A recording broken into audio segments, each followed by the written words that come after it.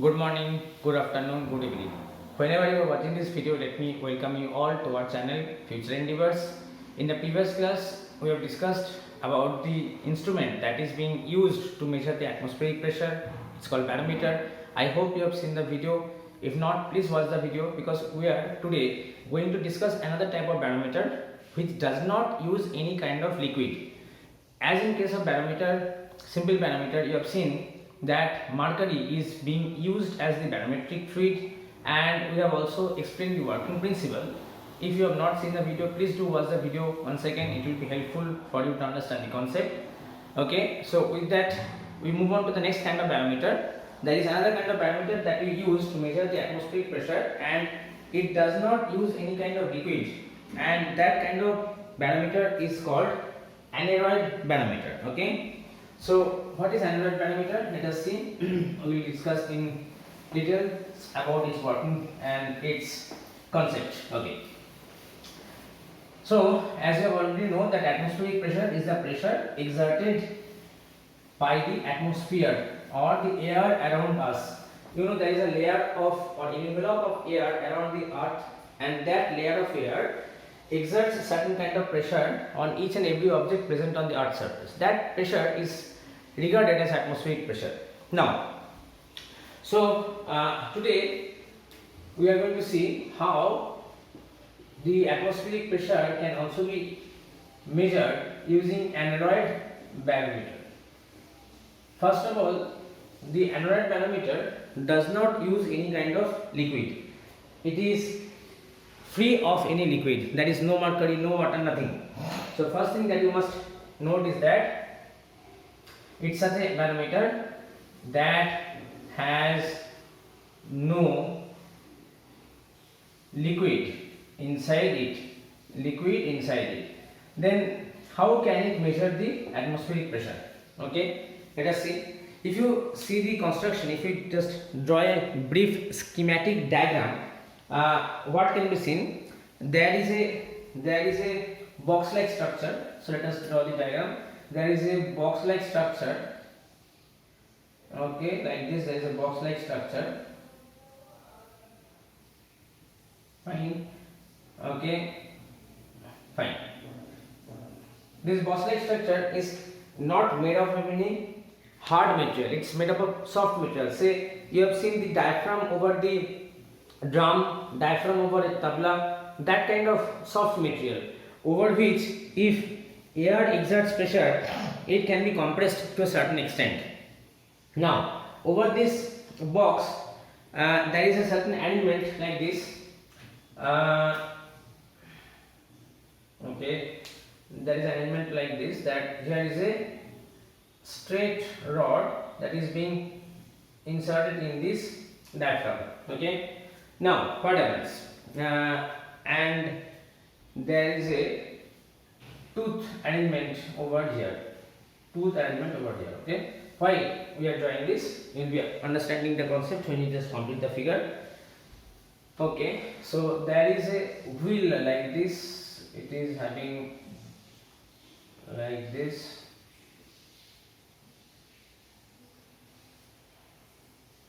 Okay, there is a wheel like this. This wheel will rotate as and when the rod moves up or down, and along with this wheel there is a pointer connected. Which is actually placed over a scale. There is a pointer connected like this, and there is a scale over which this pointer moves. So the arrangement is something like this. Okay, fine. This is the inner arrangement. Actually, this is the inner arrangement that is present here. And what happens here? On this scale, the readings are marked out in terms of centimeter amount. There is a 76. This may be 70 centimeter, 77 centimeter, 78 centimeter, 75, 74. Like these markings are made. So these markings are made in centimeters of mercury. Okay. As we know that in the previous lecture we have seen that you can measure the atmospheric pressure in terms of centimeter of mercury, the height of this mercury column in centimeters. Okay, so here the scale is pointed out in that manner. Okay, the scale may be given out in Pascal also. Okay, so there is some conversion factors that has been to be used, but it can be given also in the Pascal, the scale. Whatever it may be, it is fixed over the scale. Now see, whenever this box actually, it's like the diaphragm structure, and this box is actually exposed to the atmosphere, exposed to the atmospheric air.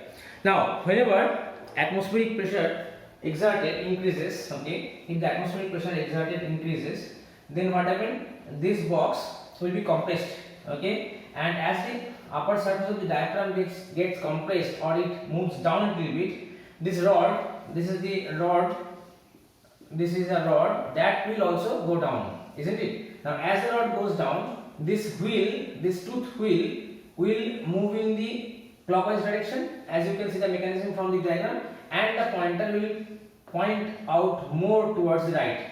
Now what will that indicate? As the pointer moves further to the right, it will indicate a increased pressure, a further increase in pressure, or more value of pressure it will be showing on the scale like this. And if the reverse happens, if there is a decrease in air pressure, obviously the diaphragm, this diaphragm structure that is present will go up a little bit. This diaphragm structure will go up a little bit. Okay, this is the diaphragm structure. Okay, this will go up a little bit. As this diaphragm structure goes up, the rod also moves up. As the rod moves up, you can see from the mechanism the wheel will turn anti-clockwise. As a result, the pointer will now come towards the left of the scale, and thus it will indicate a lower value of the atmospheric pressure. So in this manner, actually the anorak biometer, without using any kind of liquid, can actually show or give a measure of the atmospheric pressure at a certain place. Now major advantage of this kind of anorak biometer is that it is very portable. It is very portable, and as it does not contain any liquid, it can be very easily carried from one place to another place without the arrangement being disturbed. Okay, fine. So this is the functioning of a anorak biometer. So I hope the principle and the construction of the anorak biometer is clear to all of you. Okay, fine. So these are the instruments that we use to measure the atmospheric pressure.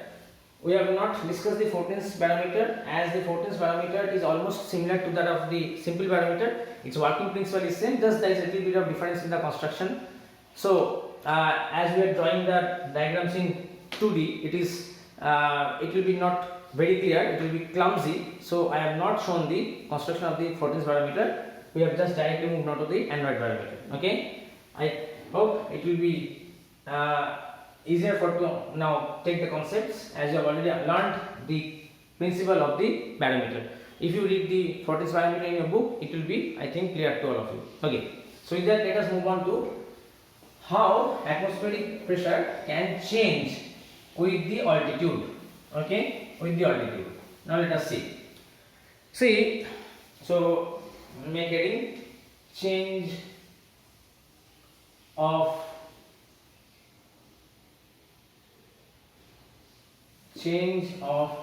atmospheric pressure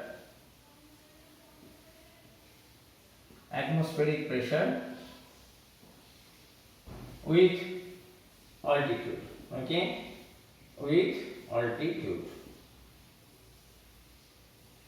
Fine. Change of atmospheric pressure with altitude. Now, how the atmospheric pressure is changed with the altitude, how it is affected. Now see, as you go higher up into the atmosphere, okay, what happens? The density of the atmosphere decreases. Now, as you know, the pressure exerted by a liquid column, there is a formula, you know, and that pressure exerted by liquid column is given by P equals to rho hg. Rho is the density of the fluid column, h is the height or depth of the fluid column, and g is the acceleration due to gravity. As you go higher up in the atmosphere, what happens? The density of the atmosphere decreases. That is, the value of rho decreases. As you go higher up in the atmosphere, this density rho decreases. Okay. As this value of rho decreases, so obviously it will have a direct impact on the pressure because it is directly proportional. So as you go higher up in the atmosphere, the density decreases. As well as you go higher up in the atmosphere, the height or the depth of the fluid column, that is the depth of the air column, also decreases. Okay, because the depth is being calculated from the free surface of the fluid. isn't it? We have talked about these matters in the previous classes. If you have not watched the previous classes, please do watch the previous videos. It will help you to understand the concept in a better way. Okay. So as we go up, density decreases. Also the height of the liquid column, that is the air column here, decreases to a certain extent, and these two factors, as they are directly related to the pressure, what happens, the pressure exerted by the air column also decreases, and as a result you can say that there will be a decrease in the atmospheric pressure. Okay, so fine, so we can easily just note it down in points. So as we go up, so altitude, when altitude increases, what happens, density of atmosphere decreases, density of atmosphere decreases.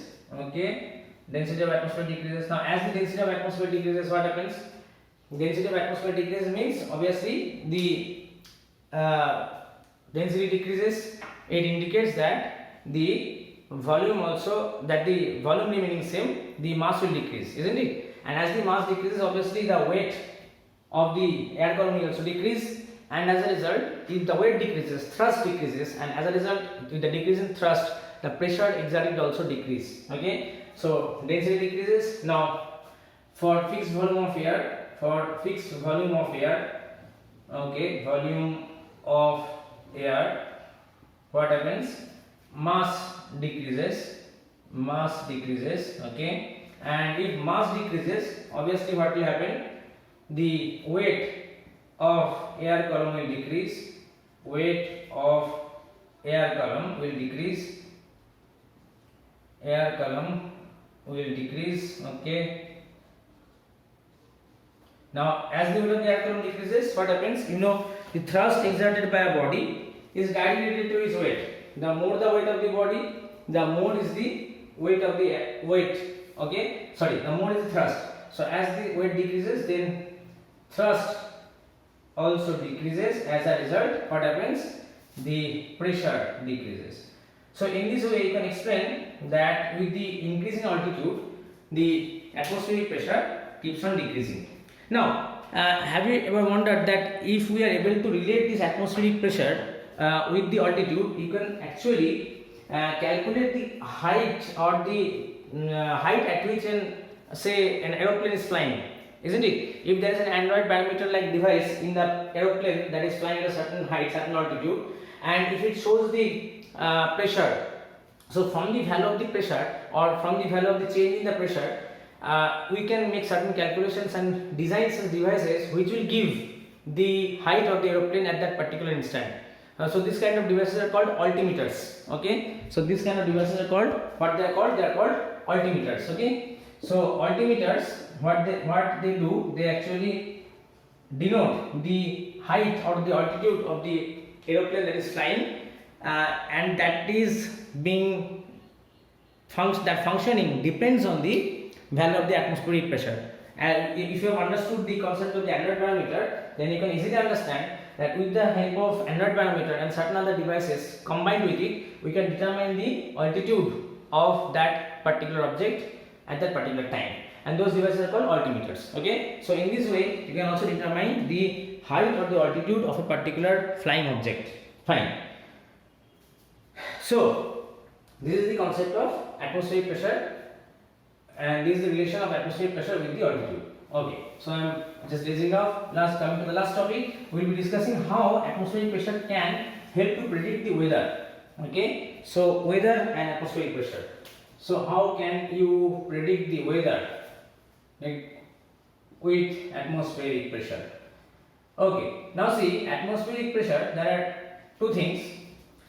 As the temperature increases, what happens, as the temperature increases, okay, temperature increases. So when temperature increases, density of air column decreases. Okay, and as the density of the air column decreases, obviously the pressure decreases, isn't it? Pressure decreases. Fine. Okay, so this is one factor. So as there is a hot and as the weather becomes very hot, the atmospheric pressure decrease. It indicates the onset of a very high temperature zone. Okay, and similarly, presence of atmospheric humidity. Okay, presence of humidity. If humidity amount is more, the presence of water vapor in the air causes the density of the air to decrease, because density of dry air is more than density of humid air. Okay, so again density decreases. Okay, and likewise pressure will also decrease, indicating that there is a low pressure zone being created. Okay, so hot and humid weather can be predicted by the value of the atmospheric pressure. The less is the atmospheric pressure, the more the hot and humid the weather is. And when there is a low pressure zone created, okay, what happens? The clouds from the surrounding colder areas, say over the seas, the clouds that have been formed, those clouds come into over the landmass. Why? Because over the landmass the air gets heated up in the summer, it rises up due to less density. Now air over the sea is comparatively warmer, it is comparatively cooler, so it has more density. So the air at that region, being cooler and more denser, tries to fill in the space or the gap that has been created over the landmass.